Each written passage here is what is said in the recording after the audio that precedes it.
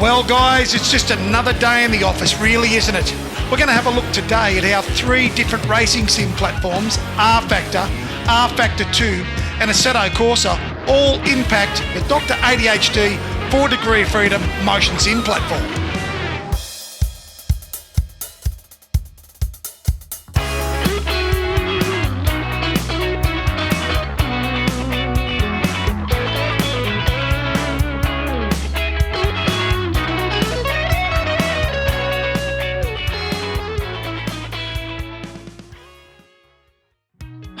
Hey, and welcome back to the channel, everybody.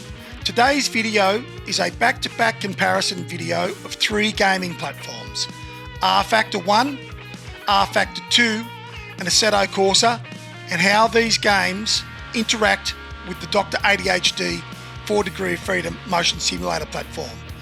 Now I'm setting up all 3 of these platforms exactly the same, so it's apples for apples.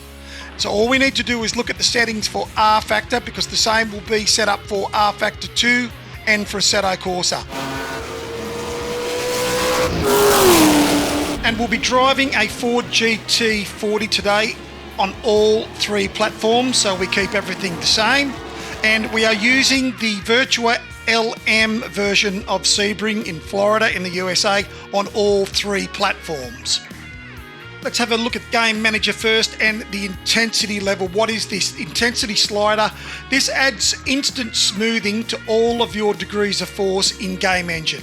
This is a slider that basically enables you to make changes on the fly. So for example, if you suddenly change cars or tracks and you've got way too much motion because you're in a faster car or a rougher track, instead of having to go into Game Engine and adjust all your degrees of force individually, you can just apply smoothing, and it works counterintuitively.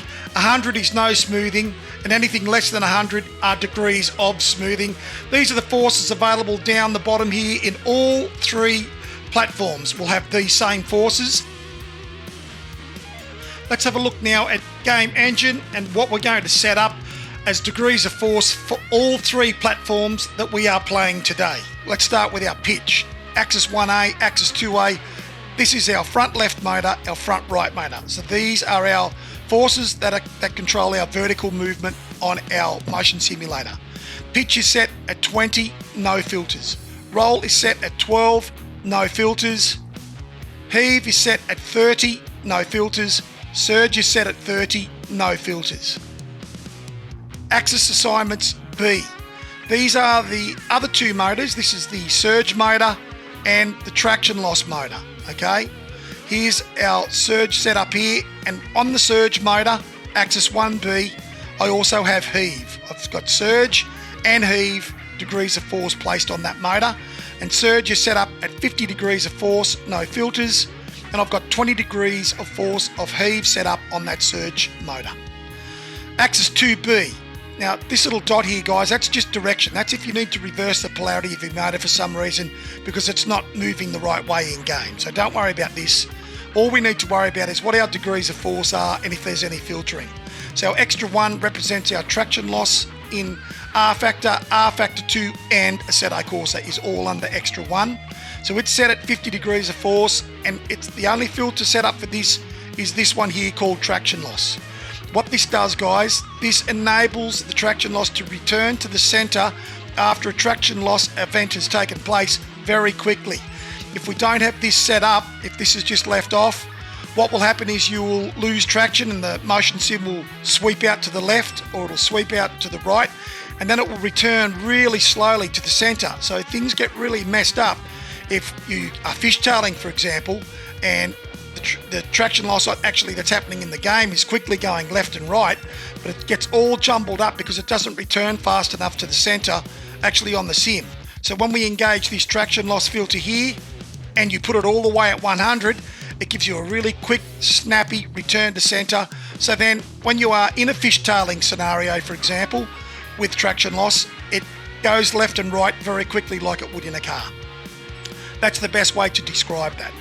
So like I've said, guys, all 3 platforms, rFactor, rFactor 2 and Assetto Corsa, will all share these same degrees of force for the front 2 vertical motors, for our surge motor and for our traction loss motor. Now in rFactor 1, I'm using the historic touring cars, the Hysterex mod, for running this demonstration. Fantastic mod. I've done a video on this already, and I'll include a link to that if you're interested in getting that mod, how to install it.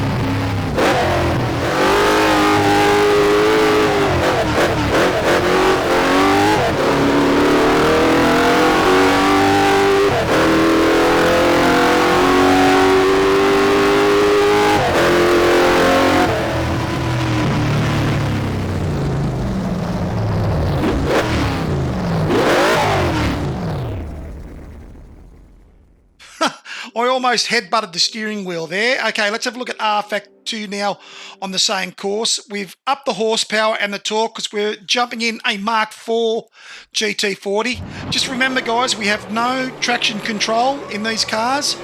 We have no ABS, and we have a H-pattern shifter that we're dealing with here with heel and toe downshifts. These are a real handful to drive, and it felt like I was driving on an ice skating rink.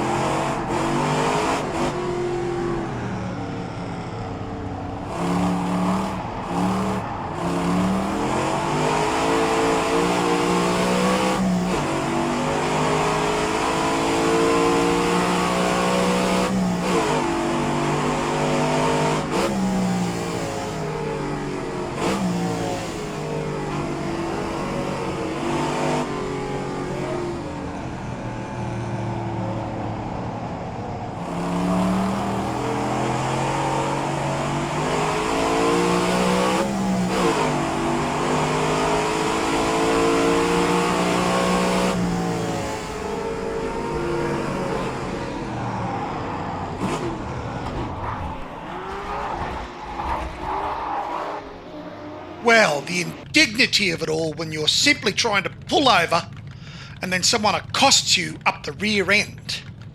Anyway, guys, you really know about it at Sebring when you get on those rumble strips and when you get on some of those really high curbs, they really throw you around.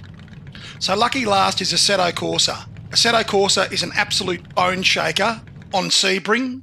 Not sure if it's the road meshing or whatever, and it could be a number of things. This is generally what I'm finding with Assetto Corsa across the board versus rFactor and rFactor 2.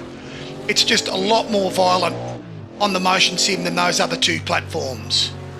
So in the last lap, guys, I'll talk about what I feel as far as what I felt was the best experience across these three platforms on the sim. Obviously you can see this for yourself when you're watching the videos and you're watching the movement on the motion sim. But like so many things like this, force feedback, etc., this is very subjective and it very much comes down to people's taste, what you like and what you don't like.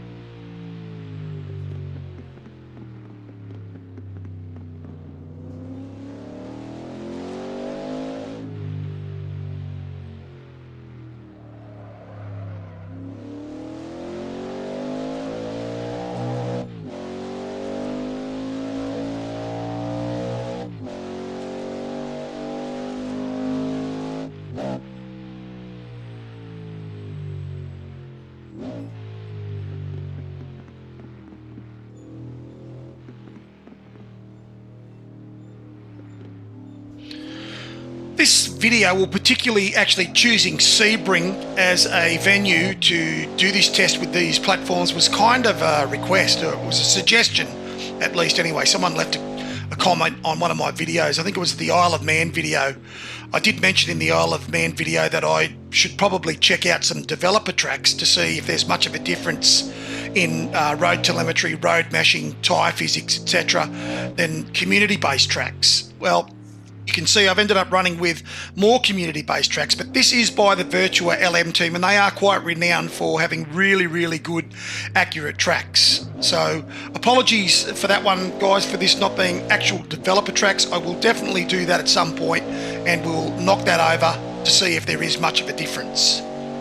So for a track that's flat, there's no major elevation changes, etc., this is quite a rough track, and this was partially why this particular person had left the comment asking would I do a video with the motion sim running on Sebring. I can understand now why they wanted to see this. There's some really bumpy bits of this track and they're across the board, so the team has done well. They've been able to basically implement it feels like exactly the same track across all three platforms as far as that goes.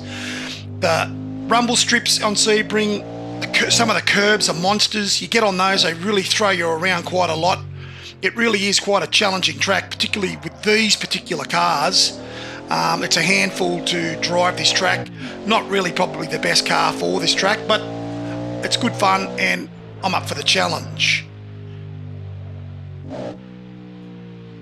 But for now, I think really from what I felt in the sim across these three platforms, they've all been pretty similar. Assetto Corsa is definitely by far the most violence comes into the rig in Assetto Corsa, so that must be the way the road meshing is written.